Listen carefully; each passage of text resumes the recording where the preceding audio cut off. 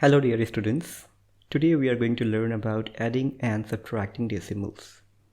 Before we start learning addition and subtraction of decimals, let's try to understand the structure of a decimal number. So a decimal number is generally made up of two parts. The first part is the whole portion where we have a whole number.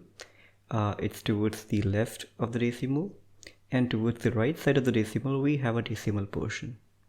Now, as usual, we have numbers like ones, tens, hundreds, and thousands, and so on in the whole number. In the same manner, to the right of the decimal, we have decimal figures. Their place values are said to be tens, hundreds, thousands, and so on. So this is how a typical decimal number looks like. Now let's try to understand how do we perform addition. Again, let's first have an idea about a multi-digit whole number. To add whole numbers, what we do, students, we simply have to line up the ones digit from the end. So this is how we line up the numbers. We line up the same number which occur at the same place value. And the number which hasn't been occupied, the place that hasn't been occupied, you simply fill a 0. So this is how we can perform addition in column method. You simply have to add the numbers. You may have to regroup them if needed. So that's a simple idea. 8 plus 2 is 10. So 1 is carried over, and then we get 4. And this is how we perform simple addition of two whole numbers. Now let's try to understand how do we perform addition of decimal numbers. Again, we have the same process, but right now, rather than trying to align the ones digit, we first of all try to line up the decimal portion, means decimal point we try to align up first of all. So we just write the first number as it is. Let's look at the example. We have to add two decimal numbers. We have 1.452. The other number we have as 1.3. So first of all, you need to focus on the decimal. You need to line up the decimal one underneath the other, and then you need to write numbers in the same manner. Again, students, it's nothing but the same. It's ones digit in the first number. Again, it's a ones digit even in the second number. Similarly, it's a tenth digit in the first number and the tenth digit in the second number. So similar place value numbers are still lined up.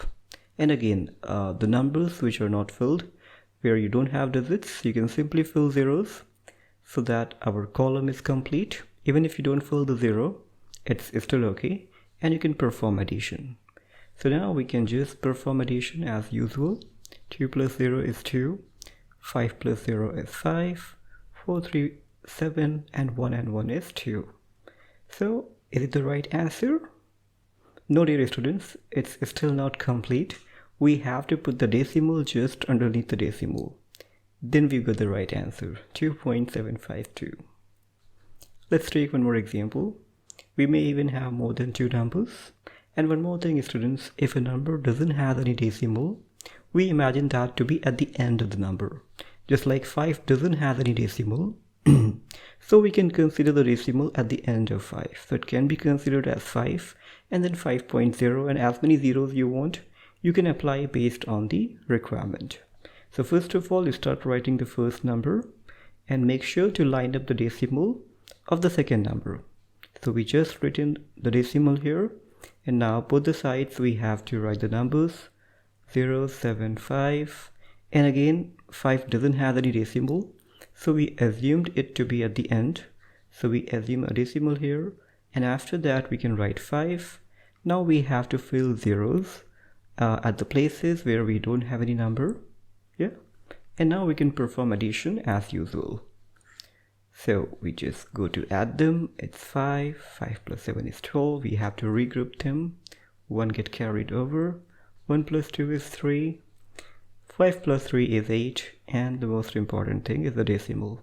Just underneath the decimal, you have to apply it as it is. So this is the answer. Simple. Let's continue with subtraction. In subtraction also we have to follow the same rules. That first of all we write the first number as it is, and then after we need to line up the decimal of the second number. So this is how we line up the decimal, and then we rewrite the numbers which are given on both the side of the decimal. Of course, we have to fill a 0 where we don't have any digit. And this time we have to perform subtraction. So we can do that. 8 minus 0 is 8. 6 minus 5 is 1. 3 minus 1 is 2. 7 minus 1 is 6. And then decimal is kept at the same place. So this is your answer. Okay students, so in this question we were already given an expression and we had to simply subtract that. But sometimes we are given a statement in which we have to subtract something from some other number. Just like here it says subtract 2.37 from 5.9. It means that we need to take away 2.37 from 5.9. So that's where you have to be very careful. After the preposition from, whatever number is there, this is your main number. And you need to take away 2.37 from 5.9. So keep 5.9 up here, and just below that you need to write the next number, which is 2.37. So this is what you have to take away. 2.37 we have to take away from 5.9. So whatever we have to take away, we write it downwards.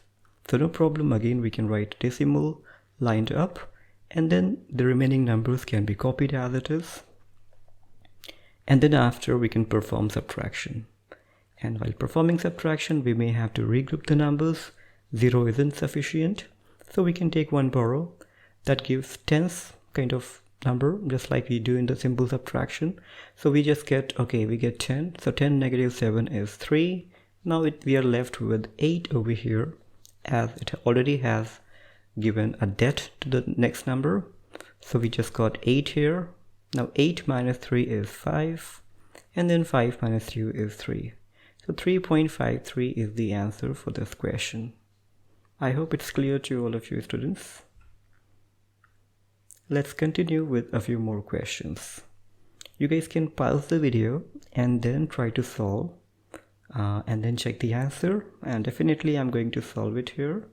But if you want to practice together with me, you can pause the video and start solving the question. Okay, meanwhile I'm gonna do it. Same thing we need to follow. We need to line up the decimal, rewrite the numbers, aligning their place values. Also we have to fill vacant places with zeros, and then we can perform addition. That gives you 11 carry over 1. It's 4. 6, 1, so 16.412. So we can consider C option is correct. Let's move to the next question. Okay students, this time we have more than 2 numbers to add. You can still pause the video and start solving it if you want. I'm gonna do it here, and then you can verify your answers. Okay, it's 72.13. That's my first number. Now while writing the subsequent numbers, you have to line up the decimal. So accordingly, I will copy the numbers.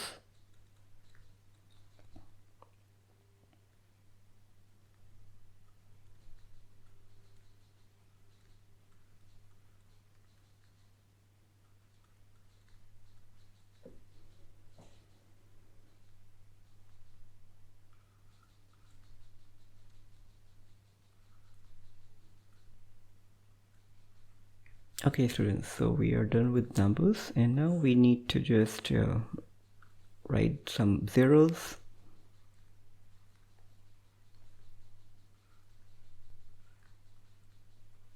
We can now start adding them. 9 plus 2 is 11, 3, 14, carry over 1. Then we have 9 plus 3 is 12, carry over 1. And so on.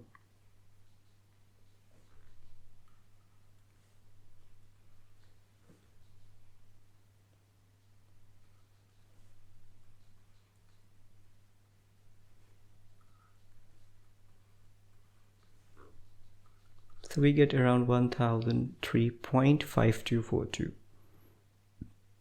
So option C seems to be correct. Yeah. Let's move to the next question. Okay, this time we have to perform subtraction. So based on this statement, we need to take away 4.902 from 103.8. So make sure to keep 103.8 first, and then after we can write down 4.902. Okay, so we can write it like this. And we have to fill the vacant places with zeros. So no problem, we can write them like this. And now we have to perform subtraction. Okay, it gives one borrow to that, so it becomes 10. 10 minus 2 is 8. It became then 9, so it's 9 only. It became 7 while giving one borrow, so it became now 17 when it takes borrow. 17 negative 9 is just 8. And then it becomes 2, so 12 minus 4 as it again takes one borrow, so 3 becomes 2. And it already became 2, and now it takes one borrow, so it becomes 12. 12 minus 4 is 8. And then we have 9 here, and nothing is left because it also has given a borrow. So the answer is 98.898. So option A is correct. Let's take one more example, students. Here we have to perform subtraction again, and we need to take away 9.09 from this number.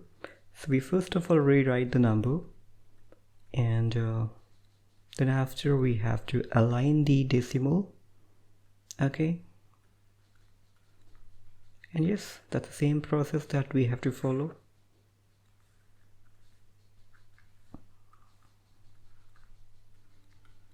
We subtract them then, 9, 0, now 10 because it gives you one borrow, so it becomes 10 minus 9 is 1, it became 8. We keep it as it is, we just line up the decimal here also. And here it gives one more borrow to that, it becomes 10 minus 9, that is 1. It becomes then 8 while giving one borrow. So it's going to be 81.8109. So the option B is correct. Sometimes we may come across a few word problems, students. So let's also take a look. It says Kua's family drank 0.5 liter of milk in the morning and 0.5 liter of milk in the afternoon. How many liters of milk did they drink altogether? So it's a very simple question of addition. We have to sum up the numbers. So that's simple. The first number is 0.4. The second number is 0.5. So again, you need to make sure to line up the decimal. And the numbers are pretty simple to add. We can add them. It becomes 0.9 liter of milk they drink altogether. Very simple question. Let's continue to the next example. Question says Kekuni has a 1.9 meter of ribbon and Ambai has a 3.5 meter of ribbon. Which ribbon is longer and by how many meters? So students, of course, it looks like this is just 1.9 meter. The second person has 3.5 meter long ribbon. So definitely the second person has the longer ribbon. Okay, second value is bigger. Now we need to figure out how much it's longer. So definitely while taking the difference, we have to subtract a smaller number from the bigger number. So it means that we need to keep the first number bigger, like bigger number we need to keep first, and a smaller number we have to keep later. So then we can perform subtraction in the same manner.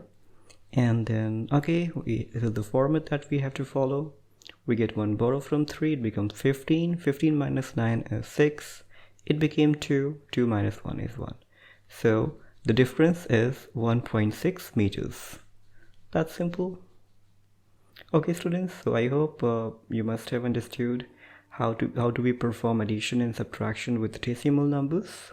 See you in the next lesson.